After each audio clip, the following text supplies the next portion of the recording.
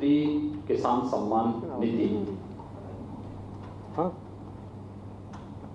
आजादी के बाद किसानों के हित में लिए गए ये सभी ऐतिहासिक और क्रांतिकारी फैसले हैं।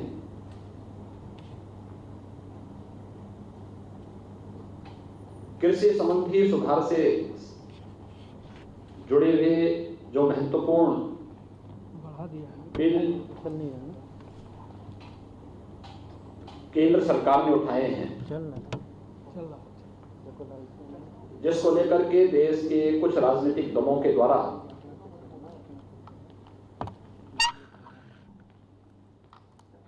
वातावरण खराब करने का प्रयास किया जा रहा है।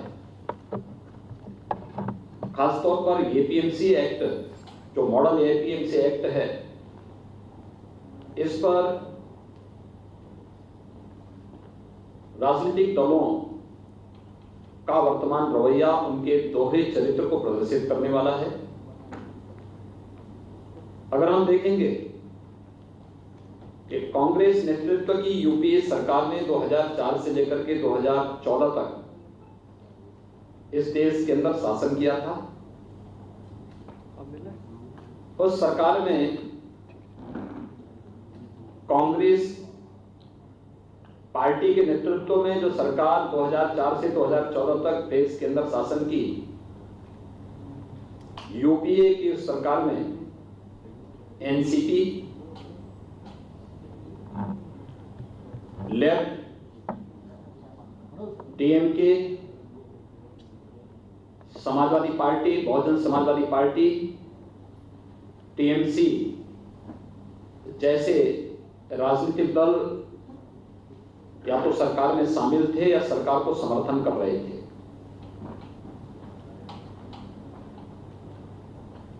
उस समय यूपीए सरकार ने 2010 और 11 के समय देश के विभिन्न राज्यों को पत्र भेजे थे और खासतौर पर उस समय के कृषि मंत्री श्री शरद पवार जी ने पत्र भेजे थे मुख्यमंत्रियों को कि स्टेट का APMC act, agricultural produce marketing committees act, इसमें व्यापक संशोधन की आवश्यकता है और एक मॉडल एक्ट भारत सरकार इसके लिए तैयार कर रही है। इस मॉडल एक्ट के अनुसार ही इसे देश के अंदर लागू किया जाना चाहिए। मुझे आश्चर्य है कि किसी सरकार के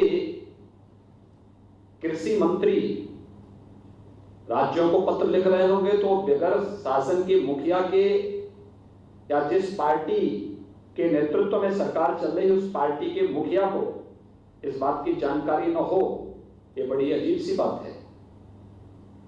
डॉक्टर मनमोहन सिंह जी देश के प्रधानमंत्री थे, श्रीमती सोनिया गांधी जी यूपीए की चेयरपर्सन थी,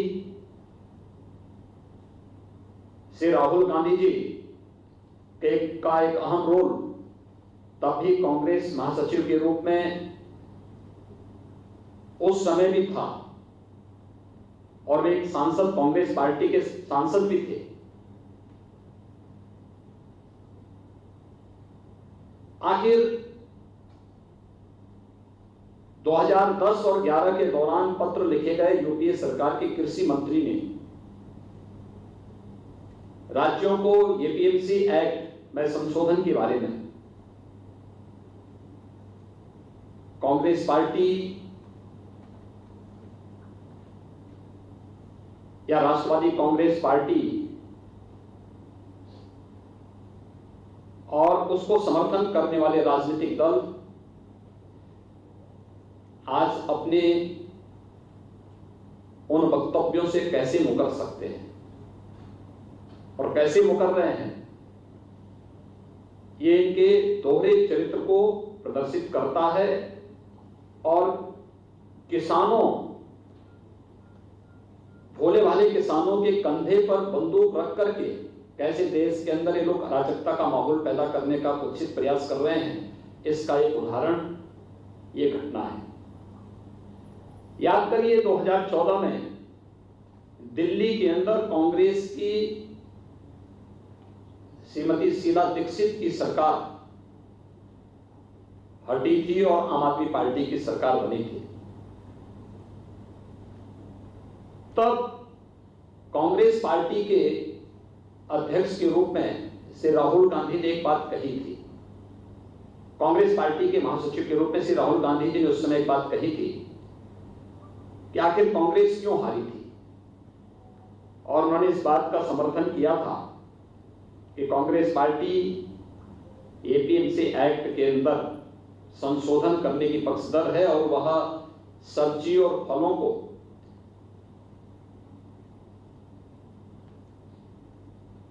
मंडी से मुक्त करने का समर्थन करेंगे, और दिल्ली में हार का कारण उन्होंने इस बात को माना था।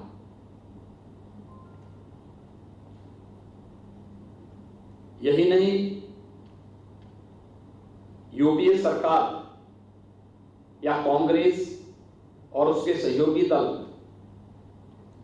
भले ही किसानों को अपना हथियार बनाते रहे हों, लेकिन किसानों के हित में कोई भी महत्वपूर्ण कदम उठाने में सदैव संकोच करते थे या उनको उसके बारे में कोई सोच नहीं थी। जब कृषि संबंधी सुधारों को मोदी जी के नेतृत्व में अभी लागू किया गया, लागू होने के पहले स्टैंडिंग कमेटी में यानी संसद की कृषि संबंधी जो अस्थायी समिति होती है, उस अस्थायी समिति की बैठक में पहले इस पर विस्तृत चर्चा हुई। अस्थायी समिति की बैठक में भी अकाली दल ने, समाजवादी पार्टी ने, टीएमसी ने, कांग्रेस पार्टी के नेताओं ने, राष्ट्रवादी कांग्रेस पार्टी के नेताओं ने, इन सभी ने एपीएमसी एक्ट में, राज्यों के एपीएमसी एक्ट में संशोधन करने और मॉडल एपीएमसी एक्ट लागू करने की वकालत की थी, जिसके तहत वन नेशन वन मंडी किस परिकल्पना को साकार किया जा सके। और आज वही दल भोले भाले किसानों के कंधों में बंदूक रख करके देश के अंदर अव्यवस्था और अराजकता फैलाने का प्रयास कर रहे हैं, एक प्रकार की अव्यवस्था पैदा करने का प्रयास कर रहे हैं। ये राजनीतिक दलों के दोहरे चरित्र को स्पष्ट रूप से प्रदर्शित करता है, और इसलिए मैं आज के इस अवसर पर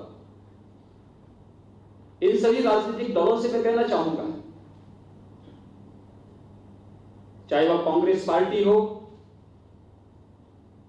सबसे आश्चर्यजनक तो यह है कि जो आम आदमी पार्टी दिल्ली के अंदर एपीएमसी एक्ट के तहत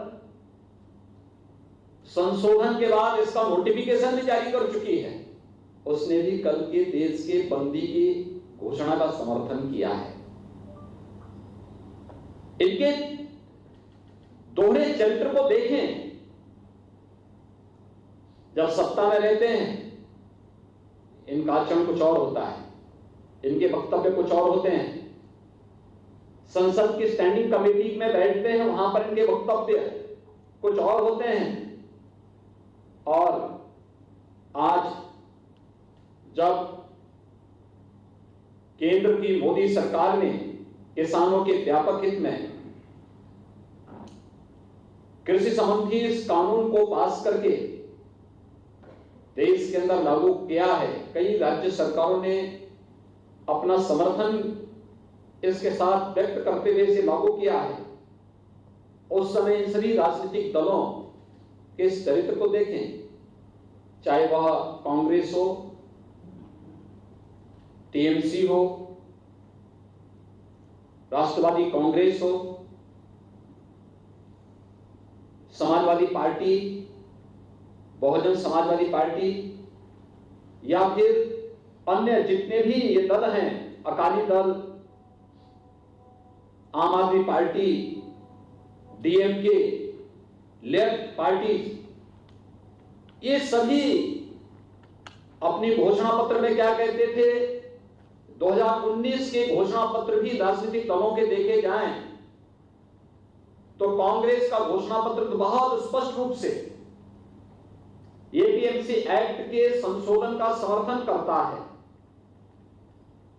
मंडी प्रथा को समाप्त करने की वकालत करता है।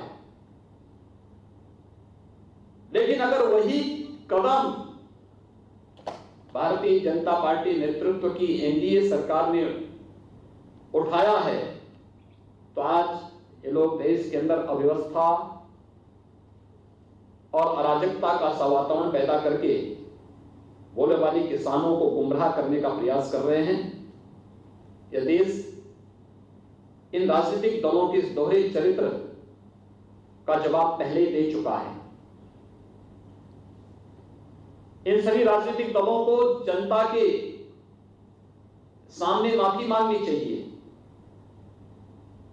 कि इन्होंने संसद में भी, सरकार में रहते हुए भी, 2019 के लोकसभा चुनाव के दौरान भी और उस चुनाव के उपरांत भी संसद की अस्थायी समिति की बैठक के दौरान भी जब परस्पर चर्चा अस्थायी समिति के सामने इस बिल पर हुई थी, तब भी इन लोगों ने जो बातें कही थी आज उससे स्वयं मुकरते हुए दिखाई दे रहे हैं। राजनीति मूल्यों और आदर्शों की होती है, राजनीति सिद्धांतों की होती है। राजनीति अगर मूल्य और आदर्शों के बगैर हो और बिन पहले लोटे की तरह ही लुढ़कते हुए दिखाई दे तो फिर वह राजनीति कभी भी जन विश्वास का प्रतीक नहीं बन सकती। और उस जन विश्वास पर कुठाराघात कर रहे हैं ये सभी राजनीतिक दल, जिन्होंने कृषि संबंधी सुधार के इस महत्वपूर्ण कदमों का सत्ता में रहते हुए समर्थन किया था, स्टैंडिंग कमेटी की बैठक में समर्थन किया था। कुछ दलों ने इसके ऑर्डिनेंस का समर्थन भी किया था, अपने इलेक्शन के मैनिफेस्टो को इसका हिस्सा बनाया था। और आज जब इस प्रकार के व्यापक सुधारात्मक कदम को केंद्र सरकार किसानों के व्यापक हित में उठाती है तो वही लोग आज इसका विरोध भी करते हुए दिखाई दे रहे हैं। ये दोहरा चरित्र देश कतई बर्दाश्त नहीं करेगा। खासतौर पर कांग्रेस जैसे राष्ट्रीय दल को यह कतई शोभा नहीं देता कि वह किसानों के कंधों में बंदूक रख करके आम जनमानस की जिंदगी के साथ खिलवाड़ करे। और वह भी तब जब ये देश कोरोना के खिलाफ एक महत्वपूर्ण लड़ाई को पूरी मजबूती के साथ लड़ रहा हो। ये सीधे सीधे उन भोले भाले किसानों के स्वास्थ्य के साथ खिलवाड़ भी है और कोरोना के खिलाफ देश की लड़ाई को कमजोर करने की साजिश का हिस्सा भी। कांग्रेस पार्टी को और उन सभी राजनीतिक दलों को जो पहले इसका समर्थन करते थे, अलग अलग स्टेजेस पे इन्होंने समर्थन किया और आज वे लोग भारत बंद का समर्थन करके अव्यवस्था और अराजकता फैलाने का जो कुत्सित चेष्टा कर रहे हैं, उन सबको देश की जनता से माफी मांगनी चाहिए और देश के सामने स्पष्ट करना चाहिए कि 2010-11 के दौरान जिस यूपीए सरकार ने एपीएमसी एक्ट में व्यापक संशोधन की वकालत की थी और राज्यों के मुख्यमंत्रियों को इससे संबंधित पत्र लिखे थे। उस समय उन्होंने उस यूपीए सरकार को क्यों समर्थन किया? इन्होंने अपने इलेक्शन मैनिफेस्टो में इसे शामिल किया था और यही नहीं, संसद की अस्थायी समिति की बैठक में भी इन राजनीतिक दलों ने एपीएमसी एक्ट के संशोधन और मॉडल एक्ट का पुरजोर समर्थन करते हुए जो बातें उस समय कही थी, ये सभी संसद की कार्रवाई का हिस्सा है, कमेटी की कार्रवाई का हिस्सा है और ये सभी चीजें पब्लिक डोमेन में है। उन राजनीतिक दलों के मैनिफेस्टो को अगर आप उठा करके देखेंगे तो उसका एक पार्ट भी दिखाई देता है। मुझे आश्चर्यजनक प्रदेश के अंदर समाजवादी पार्टी के आचरण पर भी होता है। श्री मुलायम सिंह जी ने 2019 में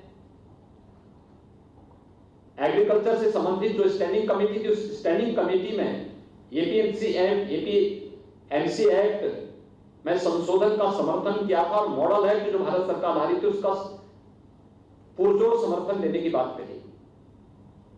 उनके साथ ही टीएमसी ने, अकाली दल ने और तमाम अन्य दलों ने भी इन बातों का समर्थन किया था कि मॉडल एक्ट आना चाहिए क्योंकि किसानों के हित में है।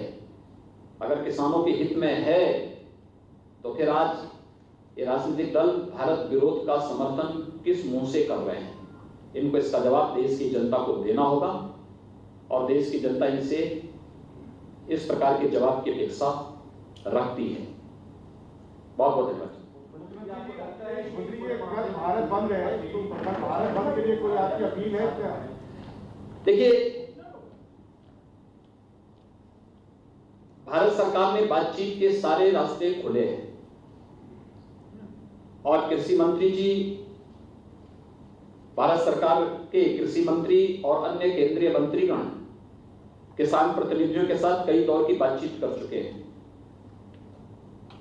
मुझे लगता है कि जब भारत सरकार ने इस संबंध में किसान प्रतिनिधियों के साथ में बातचीत सीधे जारी रखी है, कोई औचित्य नहीं है इस प्रकार के किसी भी ऐसे कदम का जो अलोकतांत्रिक हो और जिसके कारण ऐसे तत्वों को इस आंदोलन को खराब करने का अवसर मिले जो वास्तव में किसानों के कंधे पे बंदूक रख करके अपने स्वार्थों की पुष्टि करना चाहते हैं। और इसलिए हम लोग चाहेंगे कि बातचीत का क्रम, संवाद बना रहना चाहिए और संवाद किसानों के हित में जो कदम मोदी सरकार ने उठाए हैं पिछले 6 वर्षों के दौरान, मैं विश्वास के साथ कह सकता हूं कि आजादी के बाद 55 वर्षों तक शासन करने वाली राजनीतिक दल ने किसानों के हित में इस प्रकार के कभी भी महत्वपूर्ण कदम नहीं उठाए। लेकिन आज कुछ लोग अपने निहित स्वार्थों के लिए भोले वाले किसानों को गुमराह करने का प्रयास कर रहे हैं। धन्यवाद। तो मुख्यमंत्री योगी आदित्यनाथ को आप सुन रहे थे, कई चीजें उन्होंने प्रमुख बोली। उन्होंने ये बोला कि कुछ लोग भ्रम की स्थिति किसानों के बीच पैदा कर रहे हैं, सरकार सकारात्मक दिशा में आगे बढ़ रही है और 9 तारीख को एक बार फिर से मुलाकात होनी है सरकार और किसान की। और ऐसे में उम्मीद ये जताई गई कि कुछ निर्णायक फैसला उस दिन लिया जा सकता है। लेकिन उससे पहले कल यानी 8 तारीख को भारत बंद का ऐलान भी किसानों ने किया है। उन्होंने साथ साथ यूपीए सरकार की बात भी दोहराई कि उस समय उन्होंने इस तरीके के कई कदम उठाना चाह रहे थे, लेकिन जो कदम उनकी सरकार ने उठाया है वो किसानों के हित में है, ये भूलना नहीं हो चाहिए।